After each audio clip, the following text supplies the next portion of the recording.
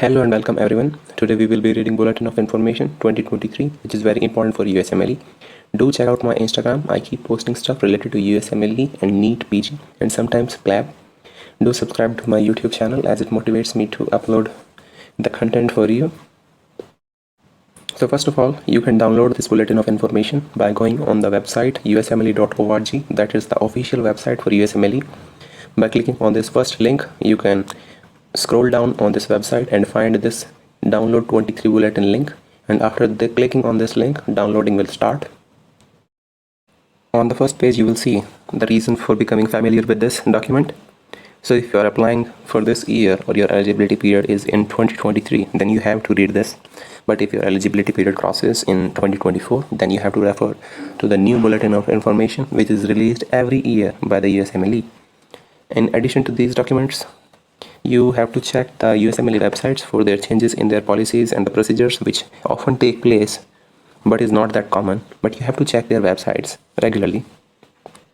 In addition to this Bulletin of Information, you have to be familiar with the ECFMG information booklet, which is available on the ECFMG website.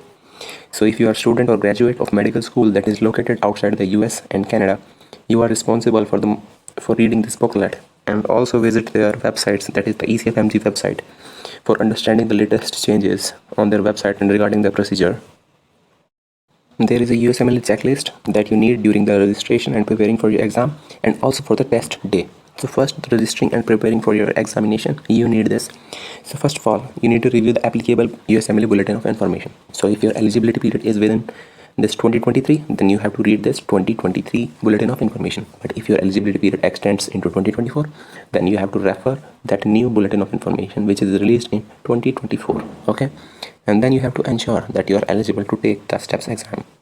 Then you will log in into that website. That we can discuss it in later in another video about the detailed procedure of applying to the STEPS exam. Then you have to ensure that your name matches your passport, and then you will choose the eligibility period.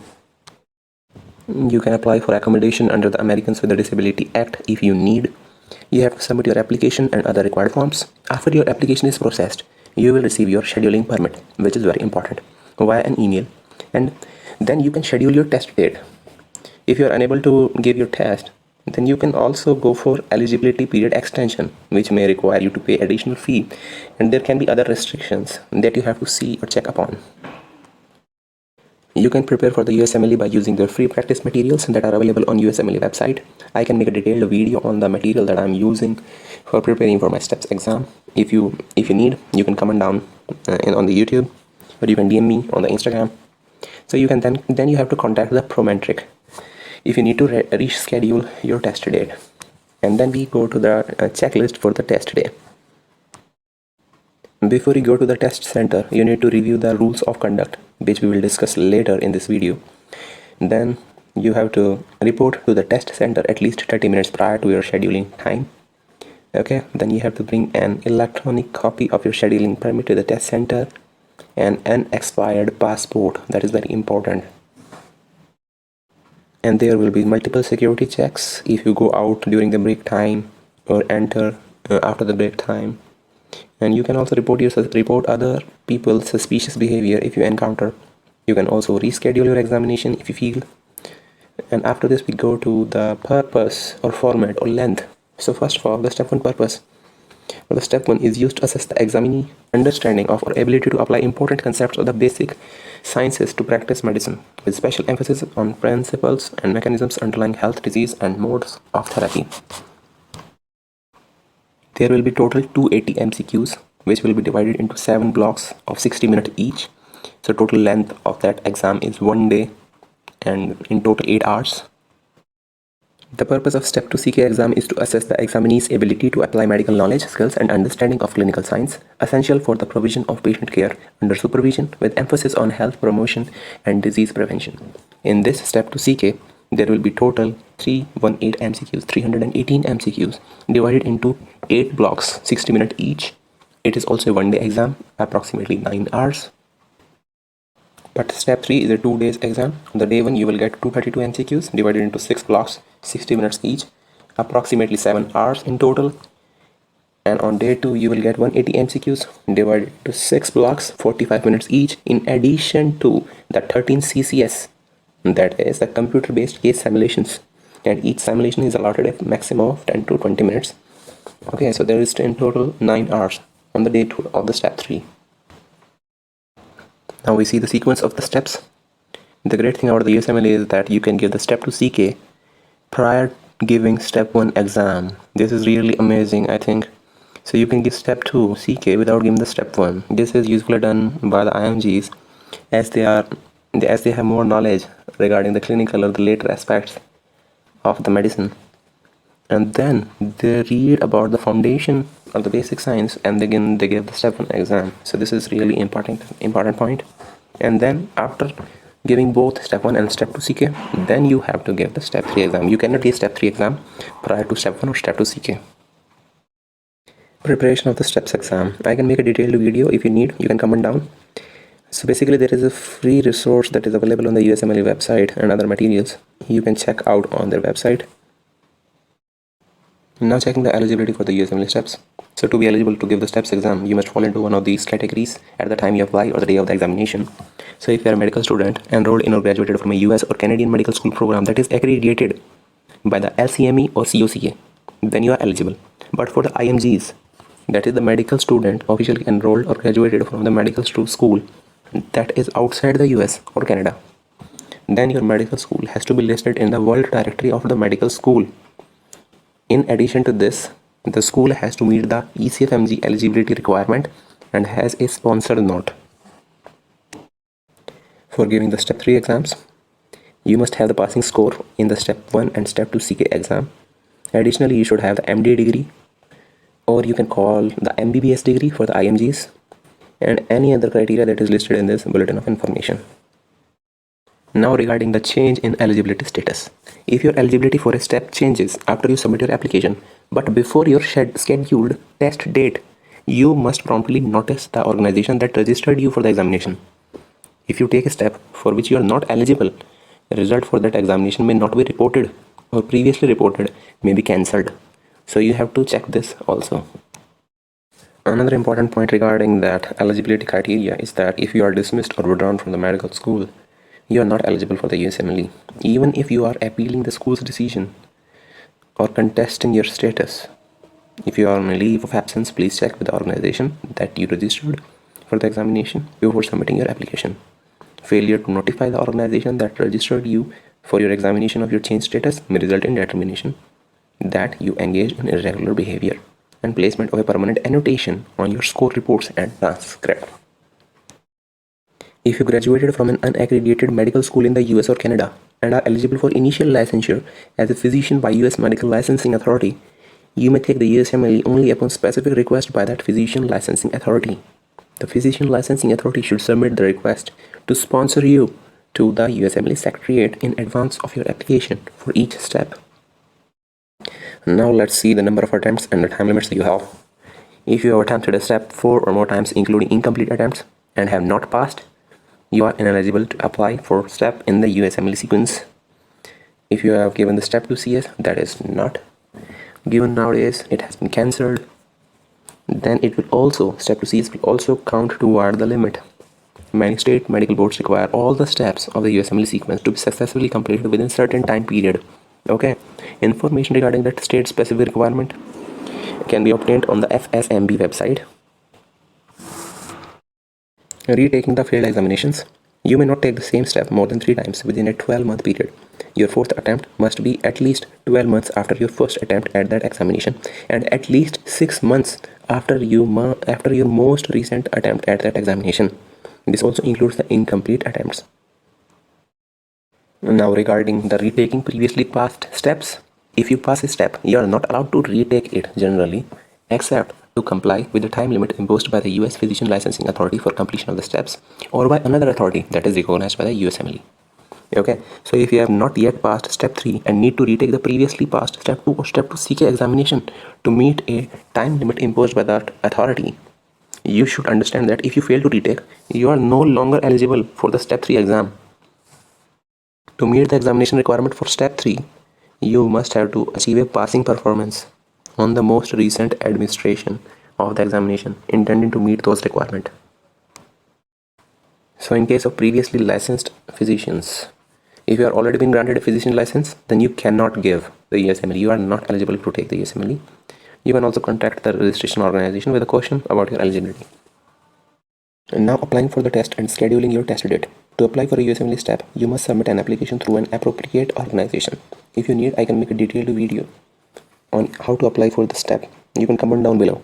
For the step 1 and step 2 exam, you can usually take it in your country, home country. But for the step 3 exam, you have to go to the US. For the students or graduates of the medical school inside the US or the Canada, they have to apply for both the step 1, step 2 and step 3 through the NBME website and FSMB website respectively. But for the IMGs, they have to submit their documentation by the ECFMG website in case of giving step 1 and step 2 CK, and in case of step 3, they have to follow the instructions on the FSMB website. In cases of examinees with disabilities requesting test accommodations, there is a provision for accommodation under Americans with Disability Act. If you are an individual with such a disability and require test accommodation, visit the USMLE website before you apply for each step for information regarding the test accommodations, including the procedures and documentation requirements. Now, if you are examining who require additional break time for medical conditions such as diabetes or for other reasons like use of a breast pump for lactation, you may apply for additional break time, standard testing time, by submitting the form found on the USMLE website. The request for additional break time should be made prior to or upon registration for a step examination. In general, possession of personal items other than your locker key or ID while you are on the secure area of the test center is prohibited. Exceptions to this policy may be made in certain limited circumstances. A list of approved personal items that may be permitted in the secure testing area, subject to the inspection by the test center staff, is available on the USMLE website. Now applying for and scheduling your USMLE steps. When you are applying for examination, you must select an eligibility period during which you wish to give the test. Once your registration is complete, a scheduling permit with your eligibility period will be issued. You will receive your scheduling permit via an email. After obtaining the scheduling permit, you may visit the Prometric website to schedule a test date. Scheduling may not be available more than 6 months in advance. Okay. In addition to this, you are permitted to reschedule within your eligibility period. You must pay a fee if you make a change during 45 calendar days before your scheduled appointment. If you are unable to test within your eligibility period, contact the organization that registered you for your examination to inquire about one-time continuous eligibility period extension. A fee is charged for this service. If you do not take the examination within your original or extended eligibility period, you must reapply by submitting a new application and fee. Fees are non-refundable and non-transferable. Test dates are provided on a first-come, first-served basis. The USMLE program cannot guarantee the availability of test centers. Therefore, you should contact Prometric to schedule as soon as possible after receiving your scheduling permit. It is also recommended that you schedule your test date early in your eligibility period to provide flexibility in case you need to reschedule. The USMLE program takes examination security seriously.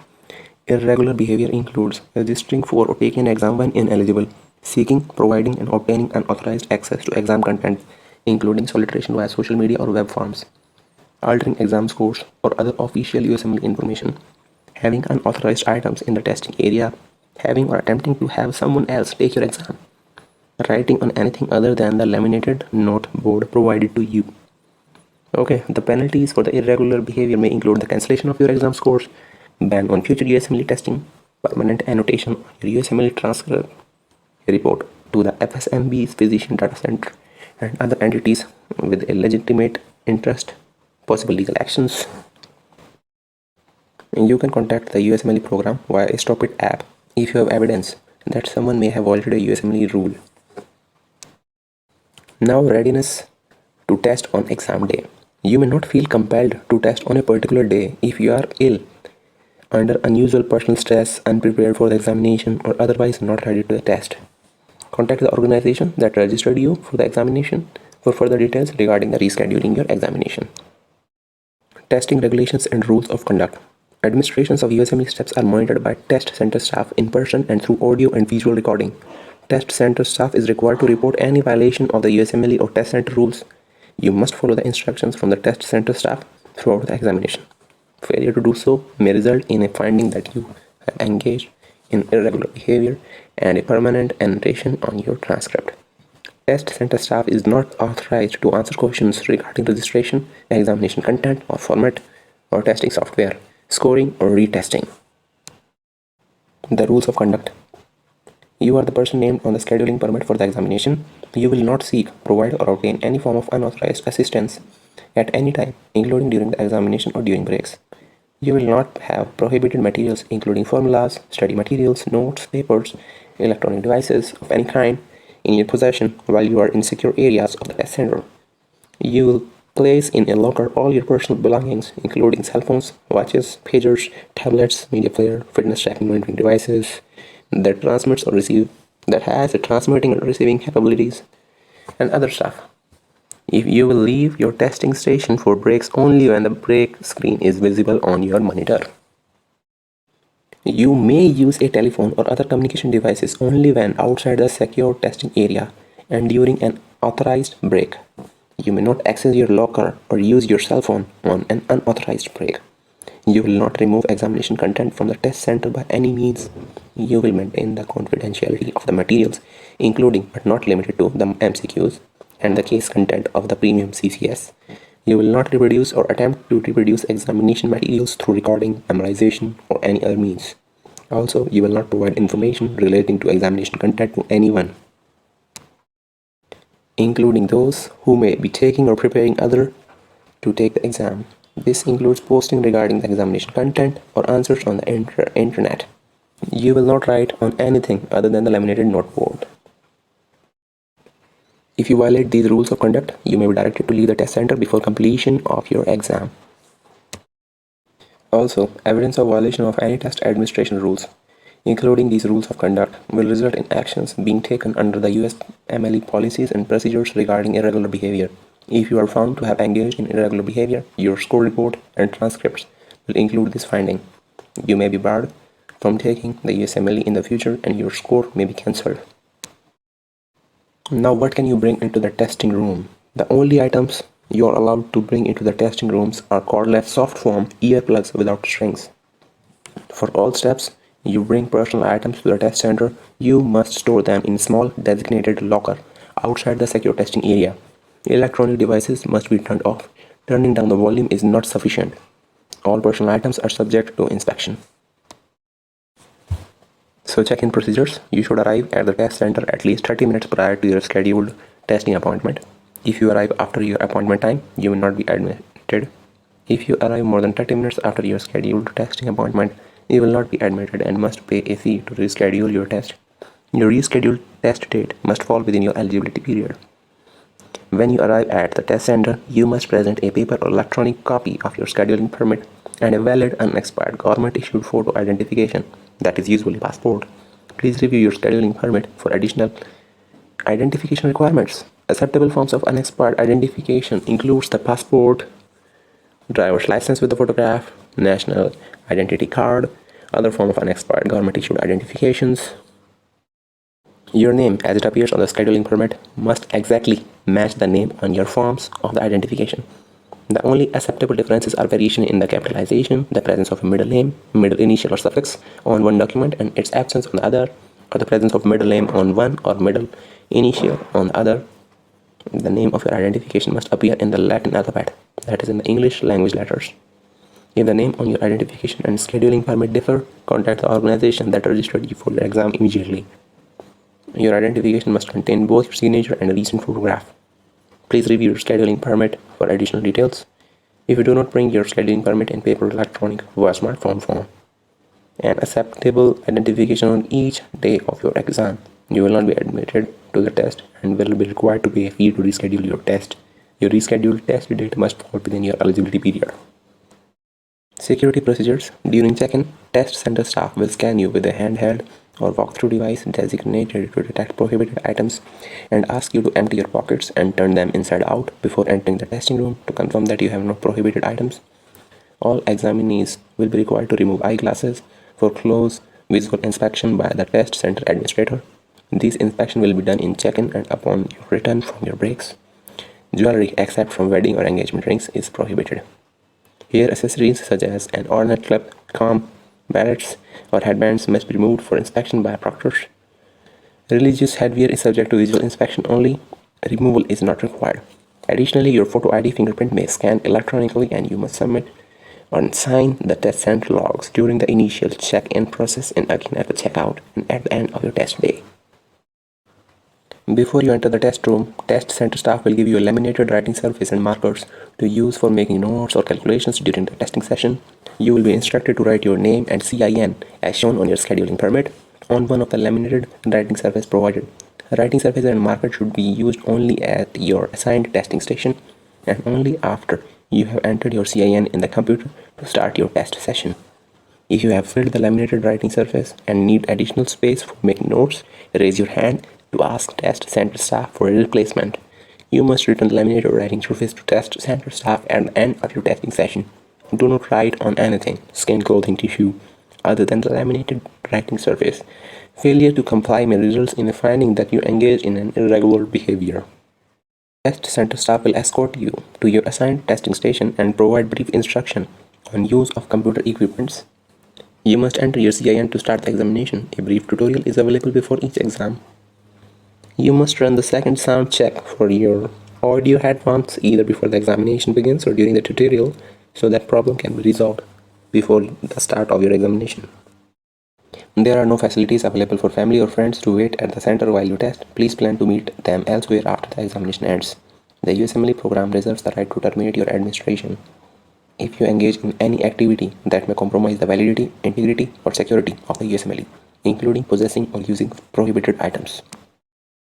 Now about the break time. Your test session is scheduled for a fixed amount of time and the computer keeps the track of the time allocated for each block and for the breaks. At the start of the testing session, you have a total of 45 minutes of the break for the authorized breaks and for computer transition between the blocks. Authorized break include any time you spend between the test blocks, whether you remain at your seat or leave the testing room. If you complete the tutorial or other testing blocks early, the remaining time will be added to your total break time. Once you begin a testing block, you may not leave the room except in the event of an emergency. If you leave the room for personal emergency and you are not on an authorized break, the block and the daytime clock will continue to run and the test center will report the incident to the USMLE program. Additionally, the unauthorized break screen described in the examination tutorial will appear on the monitor after a defined period of inactivity. After the unauthorized break screen appears, you will need to enter the CIN to continue the examination. Each time you leave the testing room, the test center staff will record the time in and out. You must present your identification each time you return from break. If you exceed your allocated or accumulated break time, the excess will be deducted from your total testing time. Use the time summary feature explained in the tutorial on your test day to keep track of your time.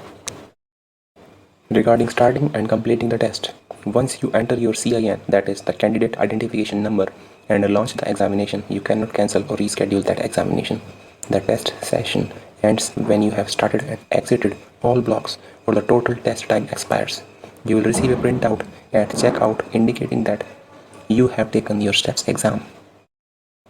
The USMLE program recognizes that unanticipated situations may arise that may affect performance on your examination. Examples may include significant technical malfunctions that prevent you from continuing to test or other significant and sustained interruptions. The USMLE program maintains sole discretion concerning what if situation warrants further review and or remediation. If you experience a situation as described above, you may elect to stop testing. Whether or not you elect to stop or continue testing, if you want the USMLE program to review your case, you must promptly remove any interruption you feel may adversely affect your exam performance to test center staff on the day of your exam, and email the USMLE program at testadmin@nbme.org within 10 calendar days following the date of the examination. Your correspondence should include your name, your USMLE ID number, the examination name, and the date of admission, along with a detailed description of what occurred. Making a comment in the post-examination survey does not qualify as written notification to USMLE. Please be advised, the USMLE program will not review cases if the difficulty experienced is a result of inadequate preparation for the exam. If you choose to stop testing, your exam may be scored. Please allow at least 15 business days for your report to be investigated and evaluated. You will receive a response in writing. Score reporting for your exam may be placed on hold until the USMLE program has completed its review. After completing its review, the USMLE program, in its sole discretion, will determine if the attempt will be scored, whether in full or by removing the impact of the issue on your score or not scored. If the attempt is not scored, it may not appear on your transcript, or it may appear on your transcript as an incomplete. If you fail to notify both the test center staff on exam day and the USMLE program within 10 calendar days following the day of your examination, you thereby waive any claim or right to any recourse against the USMLE, the test center, or their employees, agents, or representatives arising out of or relating to that claim. The USMLE program may prohibit an examinee for completing the exam and or may impose conditions on retesting if the examinee appears to represent a health or safety risk to the test center staff and or other test takers. Such circumstances include, but not limited to, an examinee exhibiting signs of illness, example, persistent coughing or sneezing during the examination, showing visibly open skin lesion or active bleeding, or excreting other body fluids. If you do not feel well on the day of your test, we strongly encourage you to consider rescheduling your examination. If you become ill during the exam, follow the steps described above. The USMLE makes every effort to ensure that your registration information is properly processed and that the STEPS exams are properly built, administered, and scored. In the unlikely event that an error occurs in the exam construction, processing, administration, scoring, or score reporting of your USMLE exam, the USMLE program will make reasonable effort to correct the error and or provide a valid score if possible. In some cases, you will be offered a retest of all or part of the exam at no cost to you or receive a refund on the exam fee. These are the exclusive remedies available to the examinees impacted by errors in the registration process, in the constructing, processing, or administrating exams, or in the scoring or score reporting. The USMLE program, in its sole discretion, will determine which of these remedies, if available, if any, are available. The USMLE program provides a recommended pass or fail outcome on all step examination. Recommended performance standards for the USMLE are based on a specified level of proficiency. As a result, no predetermined percentage of examinees will pass or fail the examination. The recommended minimum passing level is reviewed periodically and may be adjusted at any time. Notice of such review and any adjustments will be posted on the USMLE website. The percentages of correctly answered items required to pass varies by step and from form to form within each step. However, examinees typically must answer approximately 60% of items correctly to achieve a passing score. For Step 3, your performance in the case simulations will affect your Step 3 score and could affect whether you pass or fail. The proportional contribution of the score on the case simulations is no greater than the amount of time you are given to complete the case simulations. For up-to-date information on minimum passing scores, examination performance data, and general scoring methodology, please visit the USMLE website. What happens while you wait for your scores? After testing, the examination data are delivered electronically to NBME. Your responses are scored and converted into the reported score scale for each examination. Analyses are performed to detect aberrant examiner response behavior. Candidates who are identified by the analysis are having an aberrant score pattern may be asked to provide an explanation for the testing behaviors. Final quality assurance procedures are performed to verify the accuracy of the scores. Score reports are then posted to the secure website of the organization that registered you for your examination and made available to the examinees. Results are typically available 2 to 4 weeks after your test date. However, a minimum number of factors may delay score reporting. When selecting your test date and inquiring about results, you should allow at least 8 weeks to receive notification that your score report is available. For more specific information about the potential scoring delay, please visit the announcement section on the homepage of the USMLE website. When your score is available, you will receive an email notification from the organization that registered you for your examination. Your score report will remain available on the website of the organization that registered you for your examination for approximately an year for the date of the email notification. After the score report is removed from the website, your scores will be provided to you only in the form of the official transcript for a fee. How do you receive or send transcripts? To obtain your USMLE transcript or have it sent to a third party, you must submit an online request and fee. Please visit the USMLE website to determine which organization to contact to request your transcript and fees associated with the service. The USMLE transcript includes the biographical information, complete examination history, and if applicable, information regarding the findings of irregular behavior and actions reported to the FSMB Physician Data Center. NBMA reports the result of the USMLE to LCME and COCA accredited medical school programs for their students and graduates. For Step 1 and Step 2 CK, if you do not want your results reported to your medical school, you must send a request from your email account of record to webmail@nbme.org at least 10 business days before your scheduled test date. A separate request must be submitted for each examination administration. For step 3, you must specify your reporting preference on your application. The ECFMG may provide the results of the USMLE to the international medical schools for their students and graduates. For step 1 and step 2 CK, if you do not want your results reported to your medical school, you must submit a request for each examination administration via the ECFMG website at least 10 business days before your scheduled test date. Another important thing that you need to know is that USMLE program do not provide scores or outcomes by telephone, email or fax to anyone. The scoring process is not expedited or accelerated for any individual or group. Incomplete scores. If you do not open each block of your examination may not be scored and the attempt may be reported as incomplete on your USMLE transcript. For step 3, if you take day 1 and do not take day 2, the exam may be reported as incomplete. Score rechecks. For all steps, a highly rigorous process is used to ensure the accuracy of scores, including a parallel scoring method involving independent scoring system. Therefore, a change in your score or in your pass-fail outcome based on a recheck is extremely remote possibility. To date, the score recheck process has not resulted in a score change. The score recheck process does not include a manual review of the questions or your answers. When a request for a score recheck is received, the original response record is retrieved and rescored using a system that is outside of the normal processing routine. The score calculated during the recheck is then comparable with the original score. You will be advised in writing whether the original score, if applicable, and or pass or fail outcome deemed accurate. No additional information will be provided in the letter. If you wish to request a score recheck, submit a request and service fee to the organization that registered you for your examination. Your request must be received no later than 90 days after your result was released to you. Score validity. The performance of the examinees is continuously monitored and analyzed. The USMLE program reserves the right to cancel scores that are at or above the passing level if the USMLE program has a good faith basis for questioning whether they represent a valid measure of knowledge or competence as sampled by the examination. Questions about score validity may result from irregular behavior or other factors. If there are questions related to the validity of your score report may be delayed or withheld pending completion of further review or investigation. You will have an opportunity to provide information that you consider relevant. After review and analysis of all available information, scores will be classified as either valid and reported or invalid and cancelled. If your score is cancelled and an annotation or score not available will appear on your record next to the date of your examination. If your score is cancelled, you will be notified and advised of the options for retaking the examination. Irregular behavior. Irregular behavior includes an action by applicant, examinees, potential applicants, or others that could compromise the validity, integrity, or security of the USMLE process.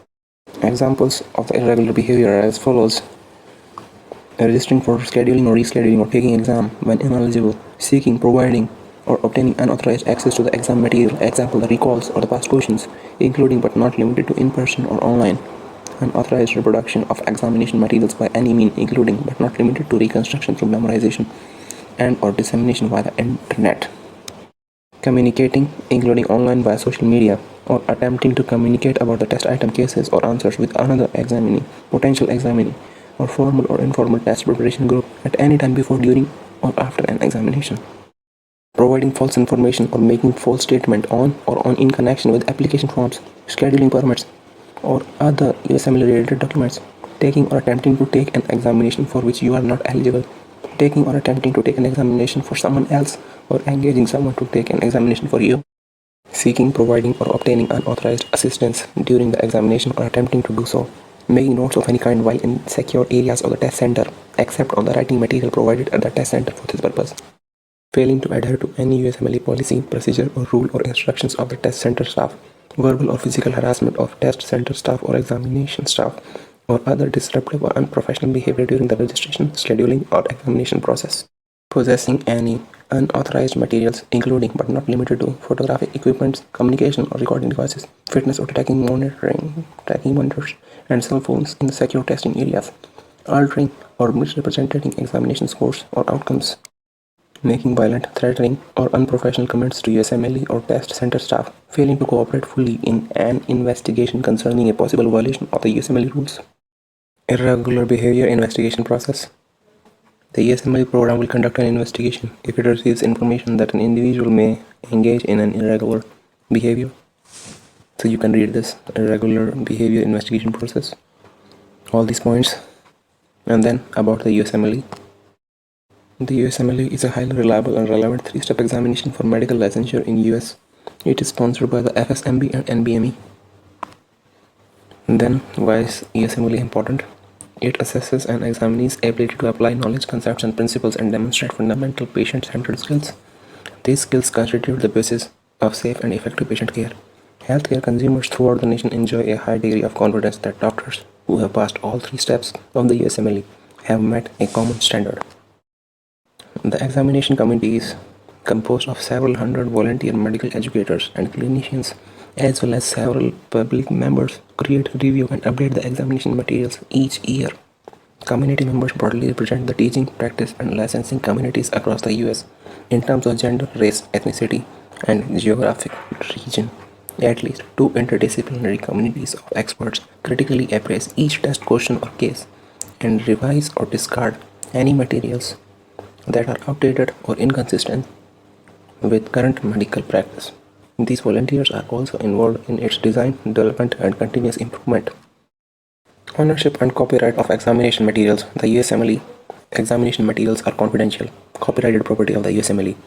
If you reproduce or distribute any examination materials by any means, including by memorization or reconstructing them, you are violating the legal rights of the USMLE program.